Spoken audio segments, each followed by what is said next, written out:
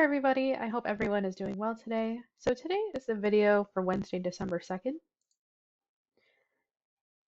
Now, our schedule for the remainder of this week will be to continue portfolio work, and I will be going over the online workshop for digital portfolios. Now, what you should be working on over the weekend is continuing portfolio revisions. And then on next Monday, we will be performing peer review on final portfolios. So that is when I would like everyone's Google website to at least be published or at least ready for your peer review partner to take a look at during class. So what we'll be doing is exchanging website links, looking for certain things within your partner's website, making sure everything is ready to go. So that will be the day when we'll do peer review for final portfolios or your Google website. That is also the last day to submit any revised papers by midnight. Now, please keep in mind that the final portfolios are due on Wednesday, December 9th by midnight.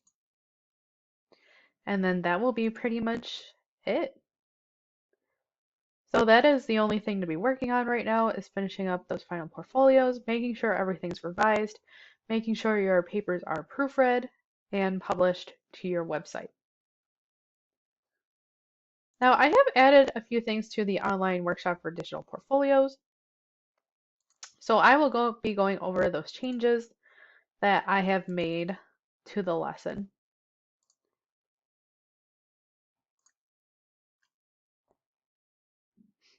Now, of course, the most important part of designing your website is making sure that every step of the writing process that we have talked about and learned about is demonstrated through your Google website or your portfolio. So you should have things like pre-writing, drafting, revised drafts, and of course, publication or your final draft. Now, these are links from previous lessons that I have already gone over. These are also previous student portfolio examples that I have shown all of my students at this point. So these are just sample or examples of what your website might look like. Now, most importantly, here's the checklist for materials that are required to be part of your Google website.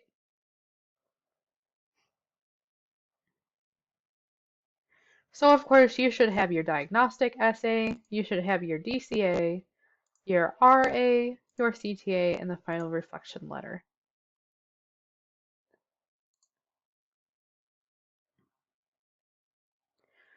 So I've been getting a lot of questions lately about what about handwritten notes? And some students do choose to write their notes, especially with the annotated articles from the RA and CTA. So this is an example of what students have done in the past. So handwritten notes can be included by taking pictures of any written artifacts, such as pre-writing outlines or annotated articles. Now, your rough drafts and final drafts would preferably be typed. However, the most important part here is making sure certain your handwriting is legible. If I can't read your handwriting, that could lead to some problems. Now, I've also gotten some questions lately about things like peer review comments. Now, I know some peer review comments have been made on a Google document, so you're probably wondering, how do I include those comments or those peer review comments on my website? So an easy way to do that is by taking screenshots of your Google document. Some may have peer review comments within a Google document, and another way to include those on your website may be through taking screenshots of your screen. So there is a free program that I do personally recommend. I use it all the time for work. It's a free program called GreenShot that allows you to take screenshots of any specific screen or open window as well as the ability to edit them. So it works on any Windows or Mac PC. So just as a sort of example, so GreenShot is really nice because it allows you to create screenshots of a selected region, window, or full screen. And you can easily annotate, highlight, or take notes on part of that screenshot. So that is also another way if you want to annotate your notes. It's very easy to do. Actually, I have Screenshot right in my toolbar down here, and I will show you all real quickly just what it's like. So this is Screenshot. And let's say I want to capture the full screen. So if I want to capture all of my screen, all I have to do is go to capture full screen.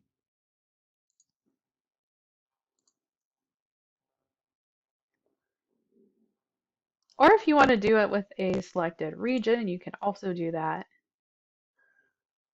So that allows you to select parts of your screen if you want to take a screenshot. But the one that I probably use the most is capture window. So then from there, all I do is go to, what I like to do with my screenshots is import them directly into Paint. And then from there, you can actually save it to your desktop. And you can save it as an image. So that is also some ways to take screenshots of your peer review comments or anything else you might need.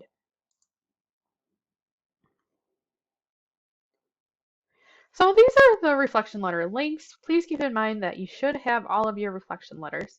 And a page each for each reflection letter is just fine. So there is the DCA reflection letter, the RA reflection letter, and the CTA reflection letter. And of course, this is how digital portfolios are graded. I've talked quite a bit about it. So basically what we look for are clear essays that demonstrate an awareness of audience and purpose. That is something that we have talked about the whole 15 weeks of the course. We also look for a rhetorical written response to multiple perspectives on a given issue. We also look for those reflective responses, such as the reflection letter and the final reflection letter, demonstrating writing as a collaborative, recursive process. And of course, the thing that we look for also is are all artifacts present? Is the portfolio complete? So here are the final reflection letter guidelines. Again, I'm just going to cover these briefly. So you want to include an introduction that explains your writing background before you took this class. You also want to state a recent claim about how you have developed as a writer during the course of the semester. You also want to use your work from the semester to support your recent claim. And you want to conclude with a general discussion of how the assignments in this course and the course in general have influenced you as a writer. Now here's a sample reflection letter from another student that I have already talked about. So I'm just going to, I would like to go to this slide that I have added. So once you're done, how to publish your Google website.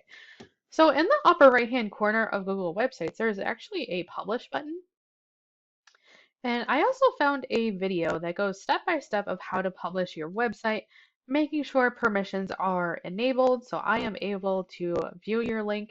So the most important part of permissions with Google websites is making sure permissions are enabled and that your website is able to be viewed by the public.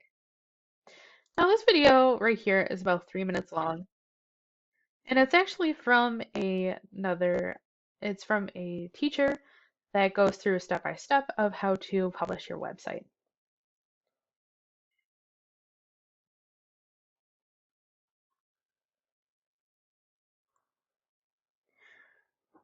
So anyway, that is really all that is new in that lesson. So the only thing that I added that is new at the end of this lesson, if you have any more remaining questions about the final portfolio, please feel free to email me or stopping during my office hours.